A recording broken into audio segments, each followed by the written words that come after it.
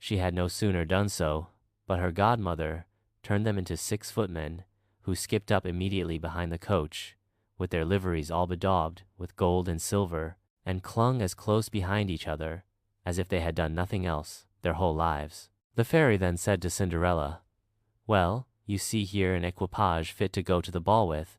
Are you not pleased with it?" "Oh, yes," cried she, "but must I go thither as I am, in these nasty rags?" Her godmother only just touched her with her wand, and, at the same instant, her clothes were turned into cloth of gold and silver, all beset with jewels. This done, she gave her a pair of glass slippers, the prettiest in the whole world. Being thus decked out, she got up into her coach. But her godmother, above all things, commanded her not to stay till after midnight, telling her, at the same time, that if she stayed one moment longer, the coach would be a pumpkin again, her horses mice, her coachman a rat, her footmen lizards, and her clothes become just as they were before. She promised her godmother she would not fail of leaving the ball before midnight, and then away she drives, scarce able to contain herself for joy. The king's son, who was told that a great princess, whom nobody knew, was come, ran out to receive her.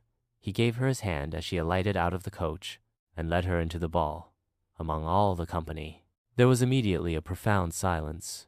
They left off dancing, and the violins ceased to play, so attentive was everyone to contemplate the singular beauties of the unknown newcomer. Nothing was then heard but a confused noise of, "Ha! How handsome she is! Ha! How handsome she is!" The king himself, old as he was, could not help watching her, and telling the queen softly that it was a long time since he had seen so beautiful and lovely a creature. All the ladies were busied in considering her clothes and headdress, that they might have some made next day after the same pattern, provided they could meet with such fine material and as able hands to make them. The king's son conducted her to the most honorable seat, and afterward took her out to dance with him. She danced so very gracefully that they all more and more admired her. A fine collation was served up, whereof the young prince ate not a morsel, so intently was he busied in gazing on her. She went and sat down by her sisters, showing them 1,000 civilities, giving them part of the oranges and citrons which the prince had presented her with, which very much surprised them, for they did not know her.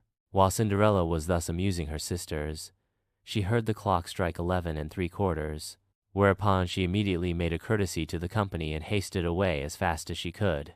When she got home, she ran to seek out her godmother, and, after having thanked her, she said she could not but heartily wish she might go next day to the ball, because the king's son had desired her.